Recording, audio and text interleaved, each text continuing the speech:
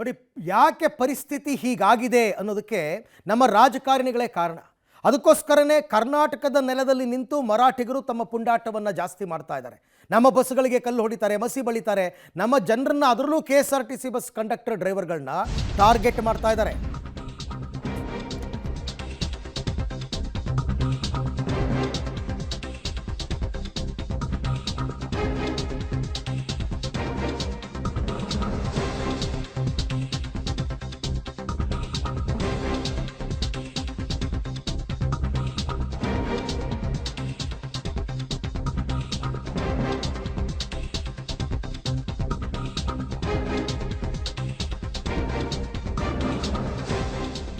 ಮರಾಠ ಪುಂಡರ ಅಟ್ಟಹಾಸ, ದೌರ್ಜನ್ಯಕ್ಕೆ ಕೊನೆಯೇ ಇಲ್ವಾ ಅಂತಕ್ಕಂಥ ಪ್ರಶ್ನೆ ಮೂಡ್ತಾ ಇದೆ. KSRTC ಚಾಲಕರನ್ನೇ ಟಾರ್ಗೆಟ್ ಮಾಡಿ ಪುಂಡಾಟ ಮಾಡ್ತಾ ಇದ್ದಾರೆ. ಈ ಗಲಾಟೆ ಶುರುವಾಗಿದ್ದು ಕೂಡ ಬಸ್ ಕಂಡಕ್ಟರ್ ಡ್ರೈವರ್ ವಿಚಾರದಲ್ಲೇ ಅಲ್ವಾ. ಈಗ ನೋಡಿ ಹೆಂಗೆ ಮಾಡ್ತಾ ಇದ್ದಾರೆ ನೋಡಿ, ಕರ್ನಾಟಕದ ನೆಲದಲ್ಲಿ ನಿಲ್ತು KSRTC ಚಾಲಕರನ್ನ ಟಾರ್ಗೆಟ್ ಮಾಡಿ ಅವರಿಗೆ ಹಿಂಸೆ ಕೊಡ್ತಾ ಇದ್ದಾರೆ. ಬಸ್ ಡ್ರೈವರ್ ಮೇಲೆ ಕೇಸರಿ ಬಣ್ಣವನ್ನು ಸುರಿದಿದ್ದಾರೆ ಪುಂಡ್ರು. ನೋಡಿ, ಆ ಡ್ರೈವರ್ನ ಕೆಳಗಿಳಿಸಿ ಕೇಸರಿ ಬಣ್ಣ ಸುರಿದಿದ್ದಾರೆ ನೋಡಿ ಅಲ್ಲಿ.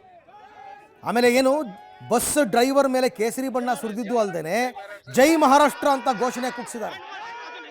ಆಯ್ತು, ನಿಮ್ಮ ಕಡೆಯವರು ಬಂದು ಜೈ ಕರ್ನಾಟಕ ಅಂತ ಅನ್ನಿ, ಆಗ ಜೈ ಮಹಾರಾಷ್ಟ್ರ ಅಂತ ಅನ್ನೋಣ. ಒತ್ತಾಯವಾಗಿ ಒತ್ತಡ ಹೇರಿ ಘೋಷಣೆ ಕೂಗಿಸಿದ್ದಾರೆ ಶಿವಸೇನೆ ಪುಂಡ್ರು. ಬಸ್ ಮೇಲೇನೂ ಕೂಡ ಜೈ ಮಹಾರಾಷ್ಟ್ರ ಅಂತ ಬರೆದಿದ್ದಾರೆ. ಯಾಕೆ? ನಿಮ್ಮ ಬಸ್ಗಳಿದಾವಲ್ಲ, ಡಕೋಟಾ ಬಸ್ಗಳು, ಅದ್ರ ಮೇಲೆ ಬರ್ಕೊಳ್ಳಿ ಜೈ ಮಹಾರಾಷ್ಟ್ರ ಅಂತ. ಇದೆಲ್ಲವನ್ನ ಕಂಟ್ರೋಲ್ ಮಾಡಬೇಕಾಗಿರ್ತಕ್ಕಂಥದ್ದು ಯಾರ್ರೀ? ಪೊಲೀಸರು. ಪೊಲೀಸರು ಕೈ ಕಟ್ಕೊಂಡು ಕೂತಿರೋದಕ್ಕೆ ಕಾರಣ ರಾಜಕಾರಣಿಗಳು. जय महाराष्ट्र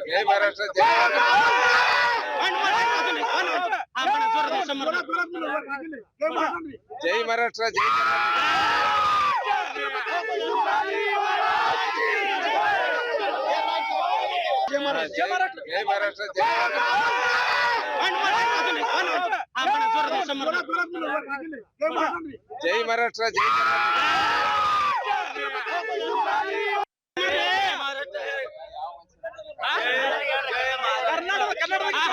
जय हिंद, जय महाराष्ट्र, जय कर्नाटक.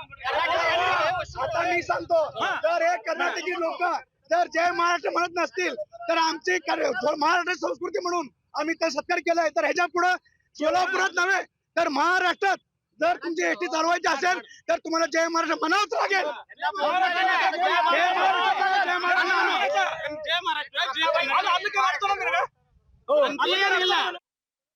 ಮತ್ತೆ ಲಕ್ಷ್ಮೀ ಹೆಬ್ಬಾಳ್ಕರ್ ಹೇಳ್ತಾರೆ, ಎಲ್ಲ ನಮ್ಮಲ್ಲಿ ಅಣ್ಣ ತಮ್ಮಂದಿರಂತೆ ಇದ್ದಾರೆ ಅಂತ. ಅಣ್ಣ ತಮ್ಮಂದಿರು ಮಾಡೋ ಕೆಲಸನ ಇದು. ಹೀಗೆ ಅನ್ಕೊಂಡೇನೆ ಪರಿಸ್ಥಿತಿ ಇಷ್ಟು ವಿಕೋಪಕ್ಕೆ ಹೋಗಿರೋದು.